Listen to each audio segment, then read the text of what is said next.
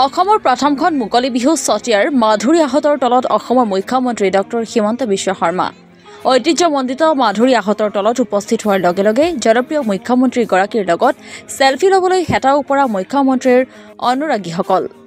107 বছৰ অতিক্ৰমী কৰা চতিয়াৰ মুকলি বিহুক চৰকাৰে যাৱতীয় স্বীকৃতি প্ৰদান কৰি চতিয়াৰ মাধুৰী আহতৰ বিহুক জাকত জিলিকাৰ ব্যৱস্থা কৰিব বুলি ঘোষণা কৰিছে।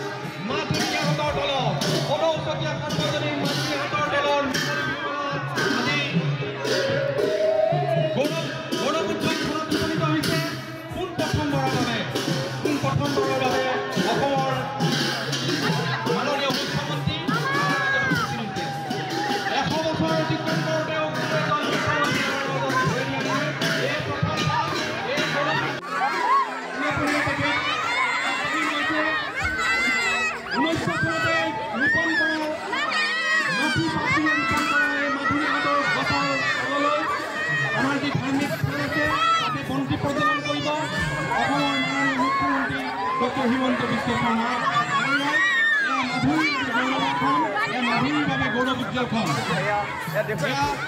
আমাৰ মাধুৰী হাতৰ দলৰ 107 সংখ্যক অংশগ্ৰহণ কৰা কৰ্মশালাৰ কণকইনাসকলে তেওঁলোকৰ মৰমৰ মামাক এবাৰ চাবলৈ এবাৰ চুবলৈ হেতা ওপৰ লগাইছে। এয়া আমাৰ বাবে গৌৰৱ উজ্জ্বল। অসমৰ প্ৰথম বিহু মুকলি বিহু 1918 চনতে আৰম্ভ হোৱা সদৌ চতিয়া সাৰ্বজনীন মাধুৰী হাতৰ তলত অসমৰ জনপ্ৰিয় মুখ্যমন্ত্ৰী ডক্টৰ হিমন্ত বিশ্ব শৰ্মা উপস্থিতি আমাৰ বাবে অতিকৈ গৌৰৱ উজ্জ্বল ফল।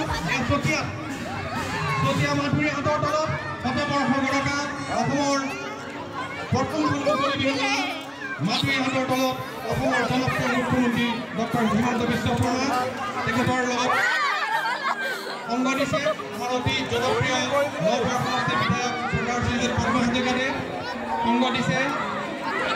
অসম ৰাজ্যিক পৰিবহণ নিগমৰ অধ্যক্ষ পল্লৱ লোচন দাস ডাঙৰীয়া মুখ্যমন্ত্ৰী ডাঙৰীয়া আগবাঢ়ি গৈছে মাধুৰী হাতৰ তলৰ আমাৰ যি ধৰ্মীয় ক্ষেত্ৰ আছে তাত বন্ধ প্ৰদান কৰিবৰ বাবে এয়া 107 বছৰ চতিয়াৰ গৌৰৱ অসমৰ গৌৰৱ সদৌ চতিয়া মাধুৰী হাতৰ তলৰ মুকলি বিহু মেলা। এই গৌৰৱ উজ্জ্বল ফলত আমি উপনীত হৈছোঁ অসমৰ জনপ্ৰিয় মুখ্যমন্ত্ৰীলৈকে আমাৰ মৰমৰ বিহুতলী মাধুৰীত উপস্থিত হোৱা নাই। এই প্ৰথম এই ইতিহাসৰ আৰম্ভণি সোণালী ইতিহাস অসমৰ জনপ্ৰিয় মুখ্যমন্ত্ৰী ডক্টৰ হিমন্ত বিশ্ব শৰ্মা মাধুৰী হাতৰ তলত 107 সংখ্যক মাধুৰী হাতৰ বিহু উদযাপনস্থলীত এয়া অসমৰ জনপ্ৰিয় মুখ্যমন্ত্ৰী ডক্টৰ হিমন্ত বিশ্ব শৰ্মা বিশ্বনাথৰ পৰা সুৰঞ্জন গগৈৰ ৰিপৰ্ট অসম টুডে।